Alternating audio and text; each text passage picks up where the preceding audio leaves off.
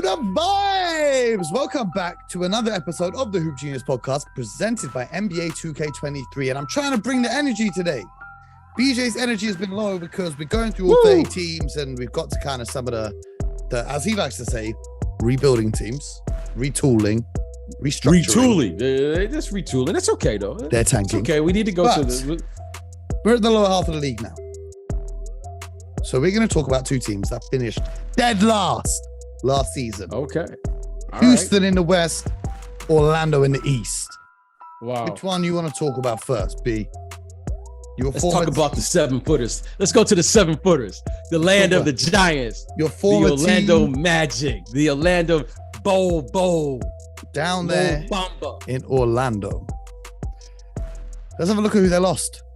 Ignas Brazdeikis is a free agent and Robin Lopez went to the Cavs, but they added the number 1 pick of the draft in Paolo Banchero.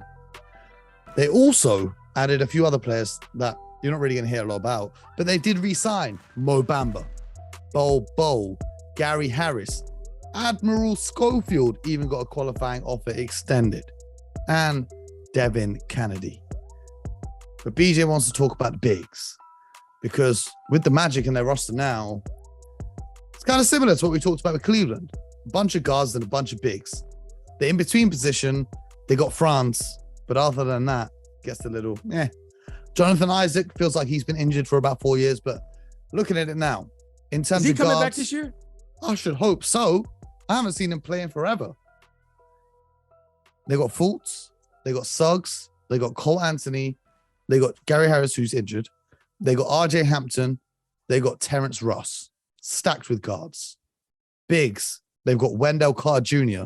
They got Mo Bamba. They got Mo Wagner. If they want, they can have Mo Mutsi, seeing as they're collecting all the Mo's of the NBA. They've also got Paolo Banchero. Jonathan Isaac might be back. Chuma Okeke. And then Franz Wagner as well to round out the roster. BJ, what's your expectation for this team? Because Markelle Fultz came out, and I don't know if it was a real quote or if someone had made it up, but he said he thinks they can finish 4th. Did you see it? I don't trust anything on the internet nowadays. Well, let me say that. That's what he's supposed to say. So shout out to Markelle Fultz and hope he gets back on the court. I mean, I think he broke his toe or something. Yeah, I think he's out for the season again. For the season? I don't know. Let me check it. Let me check it. No, please don't say that. No, we can't put that out. He's out indefinitely, but he won't need surgery. So I don't know if it's going to be the whole season, but they haven't announced when he's going to be back. So it just says he's out indefinitely. I mean, this kid can't catch a break. No, it's been tough. It's been a tough go for him, but when healthy, I was just listening to the names you were saying. Suggs and Fultz and Cole Anthony and look. My pick for the breakout player, Franz Wagner. I can't argue that if he has a breakout. Bo, I know he's chomping at the bit. Oh, yeah, I didn't even mention him.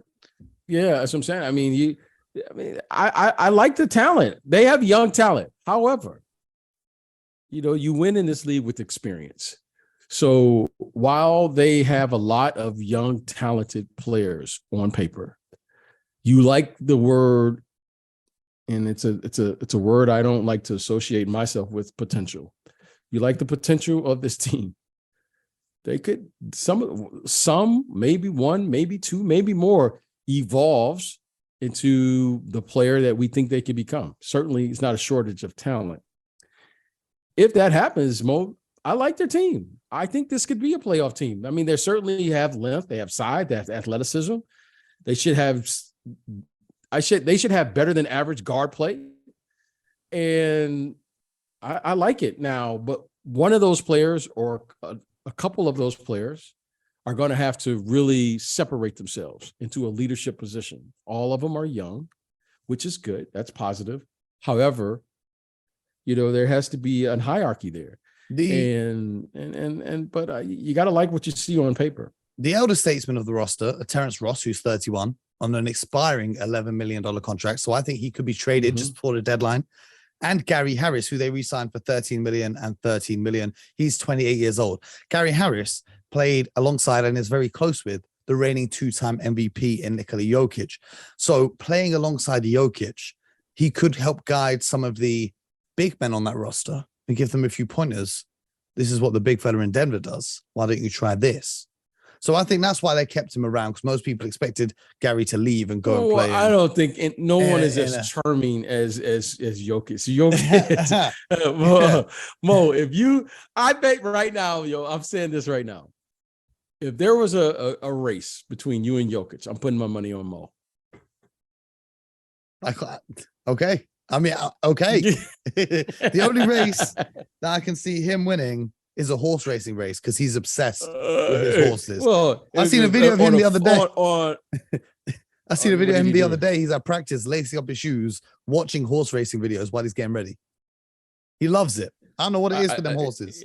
Yeah, you know what? He's got a connection, but I'm gonna tell you what, whatever it is, more people should do it, because he is one terrific basketball player. Unbelievable. But back to the Magic. Out of all the players, you're saying they've got young players, one of them needs to step up. Who do you think that will be? Well, I think Paolo will probably be the player that they need to step up most. And here's why. In a leadership role or on the court, production-wise, or both? Well, it's very rare that you... Because he's a 19-year-old rookie. I don't think he's going to be doing much leadership. Well, your play is going to do the talking, okay? They need, talking about what you need to do is one thing. Actually doing it is another. And they need someone to separate themselves in a leadership on the floor in the game. And then you can get to all the other things of your leadership style, da-da-da. Right now, they need one of these young players to really step up on the floor and really separate themselves from the rest of the pack. And that's what they need. And I think Paolo right now is poised to do that. Why do I say that? Because physically, he's a big kid. Even though he's 19? Is that what you say? Yeah, 19? He's 19. But he's a big kid. And Mo Bamba and Bol and Wendell and those guys, but they need that player that can potentially be a star. Well, he was the number one pick in the draft, so if anyone can do it. Number one pick, and I think right now they need to know. They need to find out sooner rather than later, because they have a lot of nice talent. Now, Suggs and these guys, I'm really looking for one of them to really step up to. Yeah. Now, when Fultz plays, he shows you some things. Cole Anthony, but Fultz I think this kid's number one pick, Yeah, that's what I'm saying. So they've acquired some nice, young, talented pieces. What do you think about Suggs? Because he was a little bit disappointing coming off what a lot of people. I like this kid Suggs. I like this makeup. And here's why I say that. Very rarely, Mo, do you find a player who plays football, okay, American football, because that's it requires you to be, have a level of toughness to you, like Allen Iverson, those guys. Very rarely do you see a guy who plays American football and then ends up playing basketball where he doesn't excel. Okay. This kid Suggs is tough. He was a 4-star, 5-star recruit, a top recruit as a quarterback in football. And this kid is fearless. If he can stay healthy, Mo, I like him as a lead guard in this league. I mean, he's one of those guys that has leadership qualities. You saw that in college? Being a quarterback. Yeah. He's one of those guys. So, he got hurt last year. Yeah, he played. I really like him. I like him though, Mo. I really like him. He played around 50 games, I think, last year. Put up 11, 12 points. I mean, his shooting percentages weren't great. His shooting percentages were very unimpressive, especially his 3-point shooting, which he wasn't known as a great 3-point shooter. But we often judge players a little bit too early in their career. You know what I mean? So, well, that's where we're at now. We want things to happen now because these guys are young. He's 20 years old. Yeah, he's a baby. He is a baby. But trust me on this one, though, Mo. He is a player. He's a terrific little athlete, strong, fearless, leadership. And I think he has a chance to be a really, really good player. A Mhm. really good, like a really good player. You know, he in some ways he reminds me of a more athletic version in talking to him is Brogdon, the kid that just is over at Boston. Now. Boston, yeah. Okay. He's a terrific kid. I really like him, and hopefully he's healthy because he's fearless. I mean, he's a little reckless too. You know what I mean? Like he'll just run his body in the, he'll throw his body around a little bit. And he's You a little need that. guy. He You has need that toughness, though. Oh, you need that. toughness, But you know what? When you're little, 6'3", 6'4", it's not always a good idea. So the guy I like on this roster, Franz Wagner, we spoke about him before, back when someone asked us when we were answering questions who we think our breakout players are going to be. He played a very impressive tournament at the Eurobasket. He's great at doing a little bit of everything. I don't know if he'll be a superstar, but he's very impressive at doing a little bit of everything. So I'm excited to see how his game develops and really is like a steadying force for the team when they're out there on the court. But let's talk about the Houston Rockets over in the Western Conference. H-Town. H-Town, what up? They did lose Christian Wood in that trade to the Mavericks. Dennis Schroeder's gone to the Lakers. John Wall's gone to the Clippers. David Nwaba was traded to the Thunder. And Anthony Lamb, I believe, just signed with the Golden State Warriors. And Trevlin Queen is now with the Sixers. They added Tari Eason, number 17 pick in the draft. Derek Favors came over in a trade from Thunder. Maurice Harkless came over in that trade as well. But I don't know if he's staying on the roster, if he's going elsewhere. Teo Maledon came over in that trade. Boban Marjanovic came back in return for Christian Wood. Jabari Smith II was the number 3 pick in this year's draft, and Ty Washington Jr. was the 29th pick in the draft. So the headline there is the number 3 pick in the draft, Jabari Smith, who most people had going number 1 before the draft took place. So a lot of teams and a lot of people were surprised at Jabari not going to Orlando, which is why it's interesting we're talking about him now. But he is out of the top 3, Chet, Paolo, and Jabari. They said he was the most NBA ready. He's the best defensively, apparently, and he can shoot the 3 ball like there's no tomorrow. What are you expecting to see? Who's this, Jabari? Jabari Smith Jr. Well, you like his package, first of all. He's got great size. And he's got size. I don't know if you understand me. Oh, I understand. But Mo, I don't know if that's just an English thing. I don't know if it's only in England people say that. Yeah. He's got size, he's got length. He can play away from the basket. So I like what he brings to the table. However, it's going to take more than that to really make an impact on winning and turning around all of the things they need there in Houston. And I think in a couple of years, this kid can really be a really, really good player because he looks like he's going to be able to score 20 points a night in this league. He looks like one of those guys. In the end, he may have 25,000 points by the end of his career. He looks like one of those type of guys. Okay. That's a big expectation. Yeah, 20 something thousand points. That's a well, I mean, Mo, he's 19 years old. I mean, yep. I mean, that's not as 20,000 points today isn't the same as it doesn't say the same thing because of the length and what these guys are playing. I mean, they're playing for so long now. And but I think this kid will score a lot of points. Okay. And, he's that good size. Now, what does that mean as far as winning, leadership? Will he evolve to a top whatever player? Hey, only time will tell that. But he has all of the things that's necessary. Yeah, he's got to be the potential. A really, really good player on both sides of the ball, and he gives you defensive effort. And he's a but it may take a year or two before it become realized. But right now, he has a lot of potential. So for the Houston Rockets, though, they've got a lot of players with a lot of potential. Their backcourt of Kevin Porter Jr. and Jalen Green, who apparently has packed on the muscle this offseason, is a very exciting, very quick, high-flying backcourt. What do you make of the fit of those two guys together and how they can progress alongside one another? Very talented, but at that position, you need leadership. And the NBA is packed with talent. I mean, there's talent everywhere. You know what I mean? Like, if Jalen Green was in college, he's head and shoulders the best maybe athlete in college basketball, or if he played in Europe.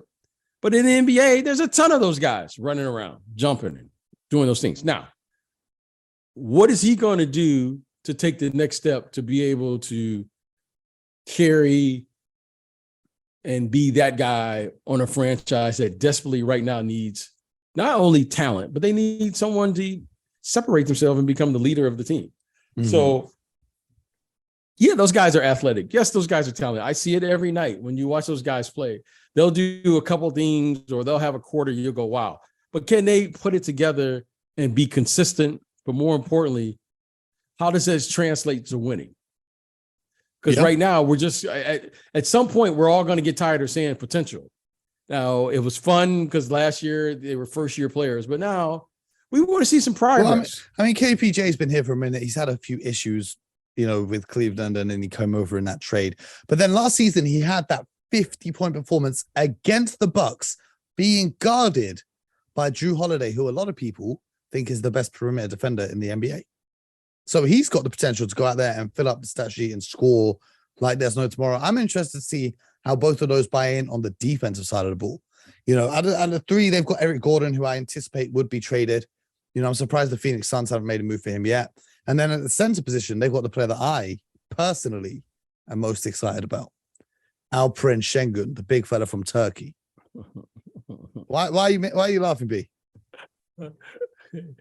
Just makes me smile. It just makes me smile. Why? Because I imagine if Mo played in the NBA, that's how he would play. That's exactly how I play.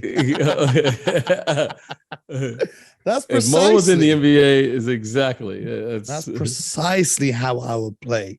But it's good. They got a big fella who can pass the ball, great passing vision, but also can score with his back to the basket. Defense needs some work, but when you look at him coming in his rookie season, his positioning was good. It's just he's got to stay out of foul trouble and stay disciplined. So, they've got other guys on the roster who've got potential as well. They've got Kenyon Martin Jr., they got Josh Christopher, right, and then Jashawn Tate as well, who's got an injury right now, I think. But I'm excited about the Houston Rockets. I think they're going to be a really fun team. I don't think they're going to win a lot of games, but I think they're going to be really fun to watch play. But my question to you, BJ, is first of all, who's going to win more games this season, Orlando or Houston? On paper, I would say the Orlando Magic. I would say the Orlando Magic. Now, if you had to decide which one of these two teams would win a championship first, it might be in 10 years, 20 years, 100 million years, whatever. Which one of these teams? Orlando is closer to the championship. Which one of these teams will make the playoffs first? Also Orlando. Probably Orlando. As is right now. As is. But again, the key for us to answer that question, which those players will answer, is which one of them are going to take that word potential off their name first. Yeah. Is it Jalen Green? Is it Paulo? Is it Bobo? Who's going to take potential off their name? And once that happens, now we're in business, because all you need is one. But as far as depth, as far as talent, you got to like the talent on paper with the Orlando Magic. I mean, that's a really nice sized team. But you know what? Jalen Green or one of those guys, Jabari Smith, those guys are talented. They're all talented players. But if one of them suddenly begins to get it figured out and have consistency to their game, whether it's year 1, year 2, year 3, those franchises will benefit greatly from that progress. I hear that. That's another episode of the Hoop Genius podcast. We apologize for the shorter episode today because we are both currently traveling. So this episode was pre-recorded on a day in which we had to record 5 episodes. But don't worry, next week we're going to be back to normal. But until then, we've got more shows coming your way. So stay tuned, subscribe, review, leave a comment, leave a like, all of that good stuff. And much like the future of the Orlando Magic or the Houston Rockets, make sure you get buckets.